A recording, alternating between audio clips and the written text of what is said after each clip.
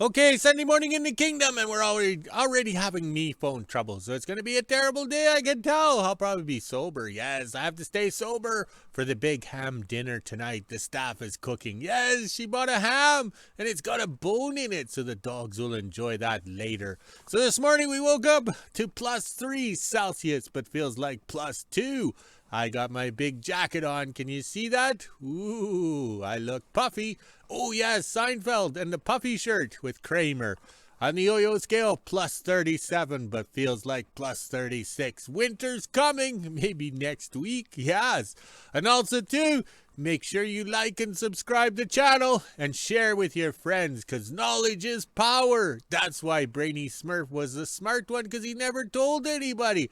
So share so we all learn, because I learn too from the comments, and we have other people that read the comments but don't, how would you say, reply or leave a reply or like or anything, so we don't know they're there. They're the invisible people that are learning.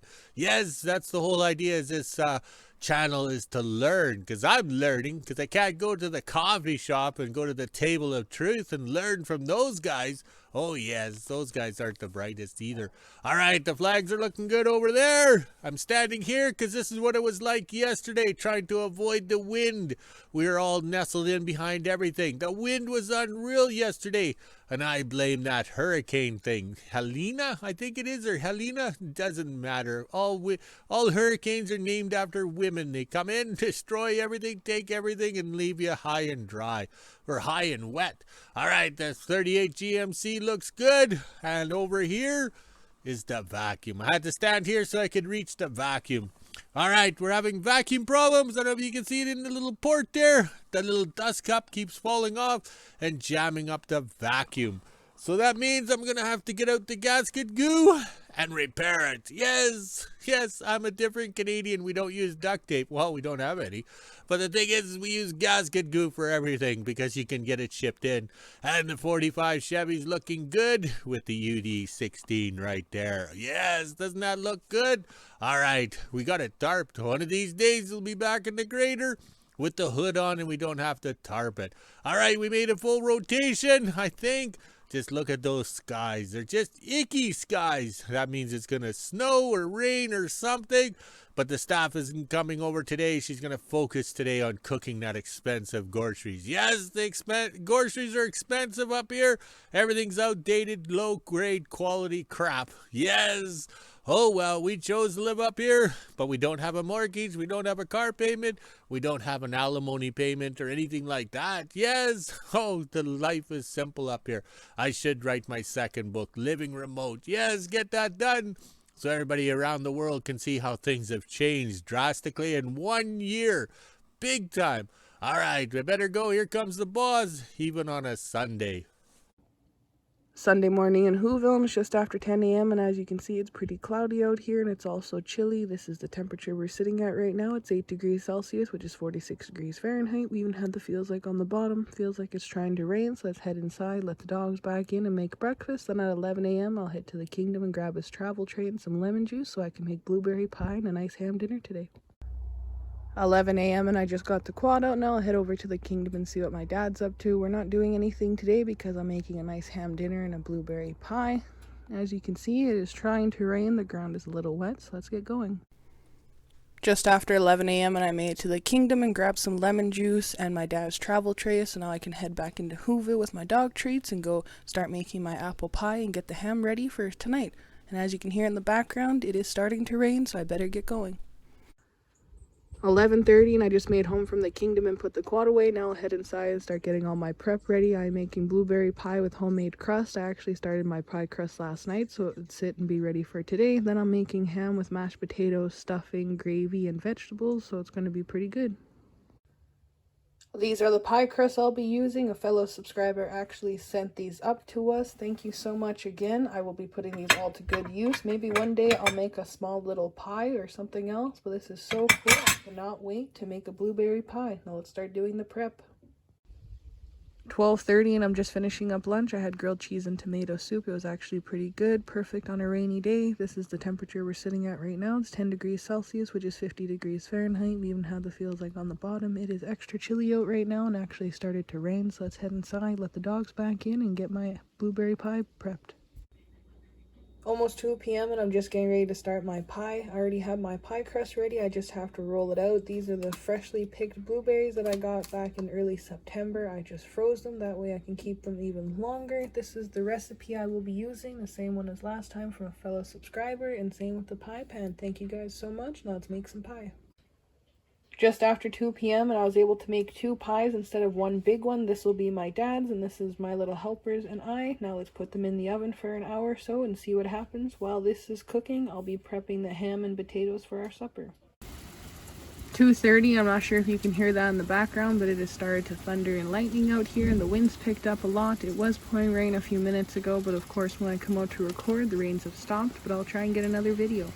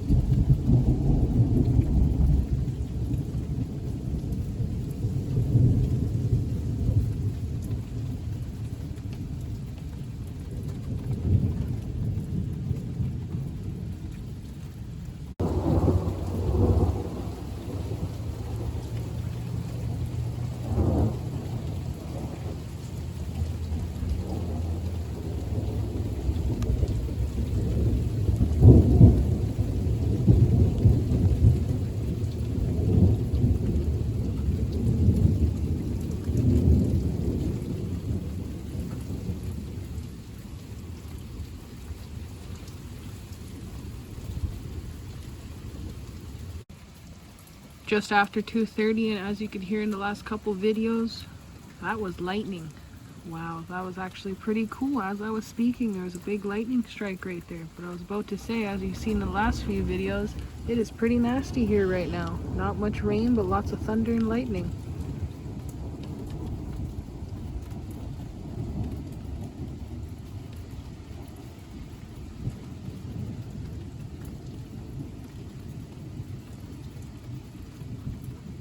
That lightning strike was pretty cool. I'll see if I can get a screenshot of it.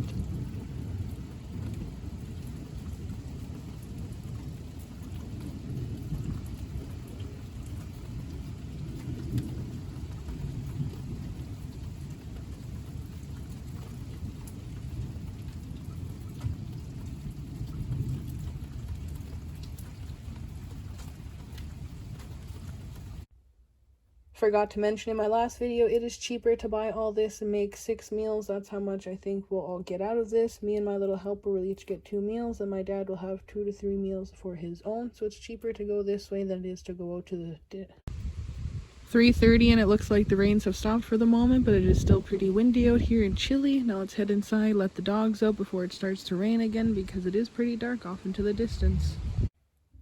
3:30, and I just pulled both of the pies out of the oven. I also used tin foil around the edge, that way the crust didn't burn, but I think they look pretty good, so I'll let them cool until supper time. Now it's time to check on the ham and then start prepping all the potatoes.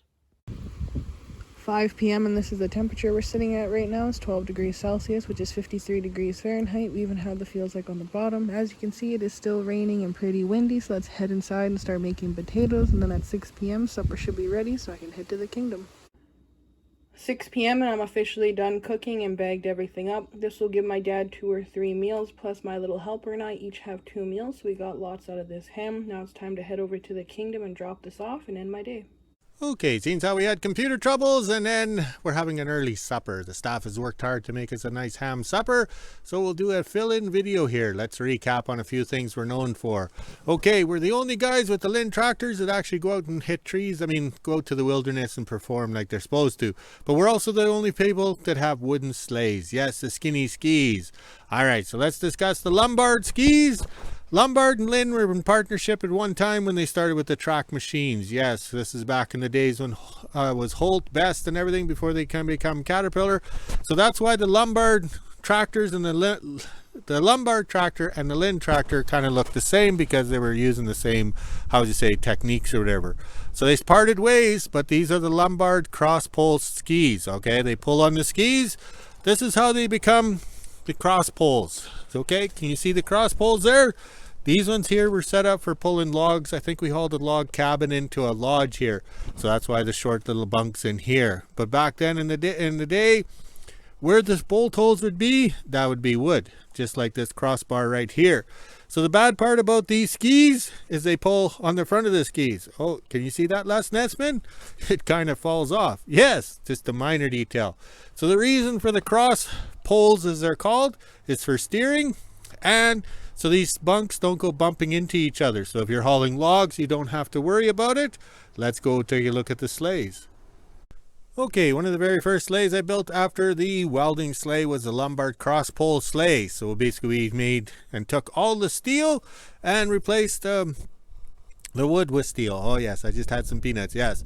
So this is the same design, but it pulls on the skis, so it's really hard to pull through the wilderness. So there's the longer cross poles right there. Okay, so we have all these tank sheds here. I'll walk a little farther so everybody can see that they're a tank shed. These are the log bunks. We hauled some logs at one time, and we have the other set over here. So this sleigh here was used up until a couple years ago, and then it kind of fell apart, so we're building skis. So here's what we do with petroleum tanks. We cut a door in them. So that's another one of our trademarks, is putting the door in. So this one here has all the sleigh parts. So we have 4 of these sheds, so we put them on skis. We have the Lombard skis to make them, how would you say, for this. We have the Lombard skis because this is what they're about good for, is hauling these tank sheds around. So if we have an auction sale or a state auction, or we move south, we just load up the sleighs and the tanks are already on with all the sleigh parts. Pretty smart thinking, eh, Les Nesbitt? Okay, back in the day we had the railroad here. That was the main source of transportation when this town started, WHO-ville, when it was a mining town. Yes, nickel mine. So they built the railroad from the south so they could get the supplies in and the ore out. So we arrived in town just for the demise of the end of the railroad. So back in the day, living down by the tracks in this gated community, we built a rail car because the railroad was getting cut back, so they only had 2 guys employed in town here, so they needed to lift stuff up and down on the tracks. Okay, a broken switch, a frog, or anything like that. So we whipped up this thing here, and the deal was they just paid me rented it the day they used it, and brought it back, and it was always mine. So here's this rail car. So when the railroad ended or whatever, we used it for building skis because it worked out good because you can lift it up. We used a little crane for lifting the skis around, flipping them over. And under here is the sleigh bunks for the Lombard cross pole sleighs. So they're the 12-inch, I think they're 12-inch or 10-inch beams, okay, H-beams. I don't know if we can see it right there. So these have to go in the shop to weld and be finished. Yes, we were doing that in this. We usually do it in the spring when we can't do anything in the yard because it's too too wet and muddy. Okay, we've only had the material for close to 30 years, but the staff took a year to cut out the panels. Yes, the panels to make the last Lombard all-steel skis. So there's enough pieces here, all cut and ready to go to make the 12 skis needed for the 3 tank sheds that are over there.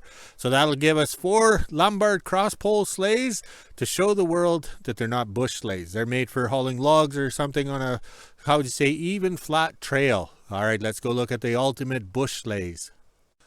Okay, over here we have the official design of the wooden sleighs, or the skis. We call them the cross chains. So see, the chains are crossed right there.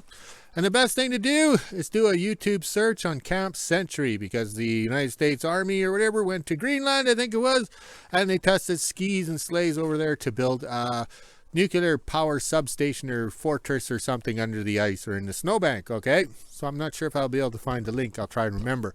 So the whole idea here, this is your hitch.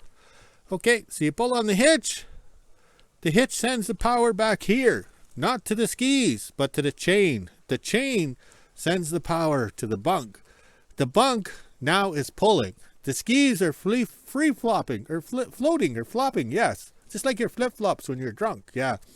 So the skis just float along. So they're good in rough terrain, the heebie-jeebies of the Great White North known as the muskeg. So that's how it does. So then, but on a ski or a sleigh, okay, there's a complete sleigh right there with the wooden deck. The sleigh is actually being pulled from the back. Yes, not the front. All right, so it sends the power back through here. All right, so then the cross chain just makes it steer, because these sleighs are steering, rear steering. So wherever the first sleigh goes, the last sleigh follows. Doesn't matter if you're 6 or 8 way sleighs behind. So then it sends the power through here. Okay, so note the power chain goes through here, sends the power to the back bunk right there. So that's what's pulling the sleigh, not the front of the skis, nothing like that. A lumbar cross pole sleigh pulls on the front of the skis, so the skis do not free float up and down. So they're very hard to pull in rough terrain because, well, yeah, that's the way it is. So here we'll go over here. Let's see if we can walk and talk and trip and fall. All right. So here's your pull power timbers. Okay, there's your sleigh bunk. That's the deck board. Okay, the sleigh's going this way, it's pulling the deck. So that actually pulls the front too. Okay, so there's a space in here. Okay. All right, so there's a little bit of a space. So that's how it works. So then when you go to back up, it's the same thing. The skis go this way and it pushes on the deck. So that's why these decks can float through the wilderness, the rough terrain and everything like that. Plus these decks flex. I think we have some YouTube videos and stuff like that showing these decks just flexing, heaving and jeebing to follow the contour of the land. Yes, because nothing's flat in the Great White North, or Wilderness Alaska, better known as Northern Manitoba. Okay, the next thing to make these sleighs work in the wilderness, yes, Wilderness Alaska, but in Northern Manitoba, is the distance from the hitch to the next pivot. Okay, that is very critical. All the sleighs have to be the same to follow in the same tracks. Yes, so you can't have short hitches, long hitches. So here we are, made a mistake and we had to correct it, just like Mama's little mistake down by the lake. Oh, that was my sister. Okay, so that's how we had to extend this one out here. Plus we had to trim up the sleigh decks because I was informed there was 24 feet. Okay, because you're hauling barrels on the deck. I think it's 44 barrels on the deck, so that gives you the footage. So I made the sleighs too long. I was misinformed. So you want 10 tons. These sleighs could haul 10 tons of product on deck, so that worked out good. So back in the day, they would have 2 tanks like this, 2,000-gallon tanks, and that would give you the weight for that sleigh. So they'd be hauling fuel and miscellaneous supplies. So there's always room on the deck. They would load it right up. And the main thing is the space between here. Yes, the here. Because if you're too short on your hitches, everything bangs and clangs and everything like that. So you have a problem. So we learned that. Yes, we learned that. Here's part of original hitch. Okay, they used a lot of wood. And the design of the wood was to break away if anything got, how would you say, wonky on them. So while we don't have wood, we have lots of recycled material. So we started laying the steel in over the years to make it last or make it work, you know. So then we kind of finished out with the all steel design. Okay, one of the joys of being a big-time freight operator back in the day, we were using rotten old wooden sleighs that were left a yard here. We found them in the bush. We recycled, repurposed. So we were having skis break out in the wilderness, but we could always weld them to get them home. We always had to plate steel, so that worked out well. Also, too, that is a Vulcan ski under there. I don't know if you can tell it. It has a short tail and a long front. That is totally wrong. Yes. So when you're going through the bush, you're doing wheelie stands. Yes, because your weight is not, how would you say, put properly. So that little ski would go along doing wheelie stands. The back end would break through. You're supposed to glide through the wilderness, okay? So let's go over and take a look at the ski design. Okay, so we realized that the ski design was wrong. So those Vulcan skis had a top, okay, bigger in here. The ones that were longer had a flatter shorting in here, so they weren't as high. So when you get into deep snow or slush on the lake, slush is water, yes. So that created problems. So we came up with this design. We sat down with some Crown Royal at the time. We figured out the balancing of a ski. So we tore down the bulk petroleum station in Gillam, Manitoba. So we loaded rail cars of scrap to the south, to the melting pot. We loaded one rail car back to WHO-ville here, to the kingdom. So we unloaded in the backyard. These are the bottoms of these petroleum tanks, and I cut out the panels back in 1998. Okay, we can see that, Les Nessman? Yes. So we drilled holes here, and that's how we copied it out. Okay, you drilled your hole, put your dowel pins in, and torch cut around. So this became the pattern for 10 complete skis, so all steel skis. So there's 2 panels per ski times 4 skis per sleigh, so that's 40 skis, so that's like 80 of these panels. Oh, hopefully I did my math correctly. Didn't watch Sesame Street this morning. So this is our own design, and these skis balance. So there's more thought and effort put into these skis than that ramp boat I built out of a petroleum tank. Yes, we got drunk and built a ramp boat. Yeah, what were we thinking, out of a petroleum tank? Okay, we're over in the middle of the yard here, so we don't have wind protection. Let's hope for the best and let's see if it goes. Okay, so this is the last and final sleigh. Yes, we've done all the sleighs. This is the last and final ski patterns. Yes, and we have a different style of ski for each sleigh. Okay, I forget the casting on this one. We go by the casting. Okay, so everything is cut out, whatever, ready to go. We have all the material. There's your bunk swivels, your bunks, everything there. And then once we get these welded up, they go into the sleigh table. This is not a wagon, all right? Because we did scrap metal for how many years? That's an underground rear end for some underground machine or a jumbo or something like that. Makes a perfect table. So this table is probably close to 30 years old. That's a hitch from underground because the mine used lots of steel, had more steel, thicker the better. Okay, so when you go to assemble the skis, they sit in the trough or the beam. The X's mark where the bunks go, and that's how you build it for the final assembly, because you have your cross chains and everything. So this is a sleigh table. People have wanted to use it, buy it, or whatever, figure it's for hauling stuff. It's not. It's a sleigh table, and it's well marked and accurate, and we don't use it for anything else but for the skis, okay?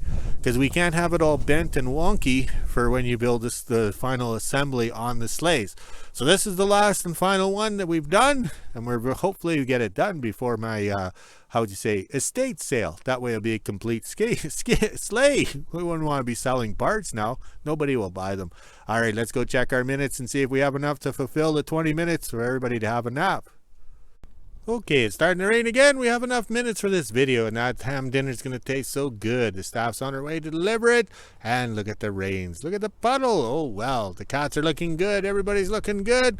Hard to believe we had a thunderstorm, being it's so cold out here. I thought it was supposed to be warm and humid for thunderstorms, but who knows? Mother Nature's so confused. Yes, so confused. All right, let's go enjoy dinner. Oh, we got to walk the dogs, drink some beer, and then enjoy dinner, and make a video too. Talk to you later.